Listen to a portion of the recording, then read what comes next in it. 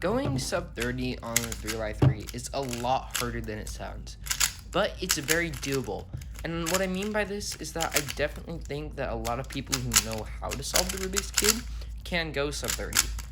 If they put the time and effort into learning how to do it, like, for example, learning new methods and algorithms that will make them better in the long run, that way they're able to solve faster. Tip number 1 is to learn advanced methods. So advanced methods are basically different methods that are more efficient than the beginner method because they either require a lot less moves or they're easier in the sense that they have more algorithms and it's not as intuitive. One method that's very commonly used is CFOP. So a good method to go sub 30 with is to use beginner CFOP. I know that's when I first started going sub 30, and it really helped me because it's a lot easier to do, and it's easier to do than advanced CFOP because advanced CFOP has a lot more algorithms than beginner CFOP does. Tip number 2 is going to be learning advanced finger tricks. So you don't need to learn insanely advanced ones, just advanced enough to where you can execute most of your algorithms without a lot of regrips or without any regrips at all. Basically, good ones to know are going to be pinch moves and thumb Fs, pretty much that kind of stuff. And it's going to allow you to not have to do as many regrips, which will definitely allow you to reduce your time because you're not gonna have to regrip your hand and completely turn a whole different layer, doing that very ineffectively. So definitely advanced finger tricks. I have a video of that, and I will leave a link in the description for my advanced finger tricks tutorial as well. Tip number 3 is going to be planning out your cross pretty efficiently. So basically what that means is it's building your cross so that you have room to then go and do all your other stuff for your advanced algorithms that you may need to do.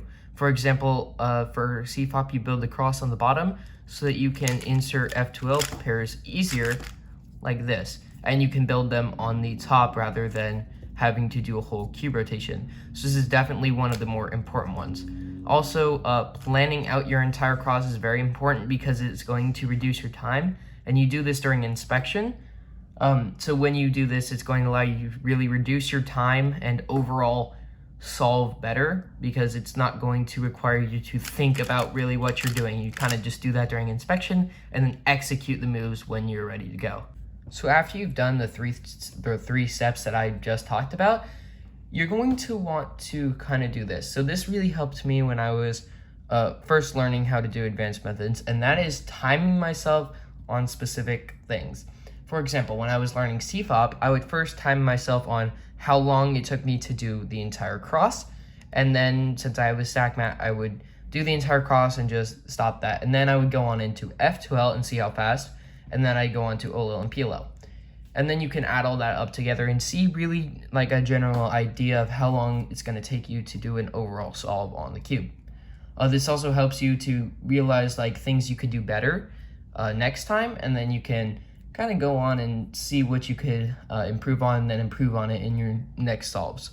I would also recommend that you kind of plan each stage out really well before you do this too, because it's going to allow you to see all your possible options for this and how you could execute that really well. A little pointer for how to go sub 30 is to spend about 5 seconds on your cross, 16 seconds on all 4 of your F2L pairs, and about 9 seconds for OLL and PLL.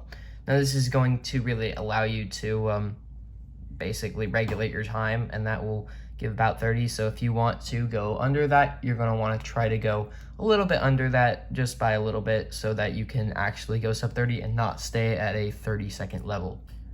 The last tip that I want to give you is film yourself solving. I know this sounds a little bit weird, but it's actually very helpful in the sense that you can watch yourself after and see how you could have improved and what you can do next time that will basically improve your solve and make you go faster. This is really helped me when I was learning to speed solve because it allowed me to see all my what I could do better and my flaws, and I then changed that in my next couple solves.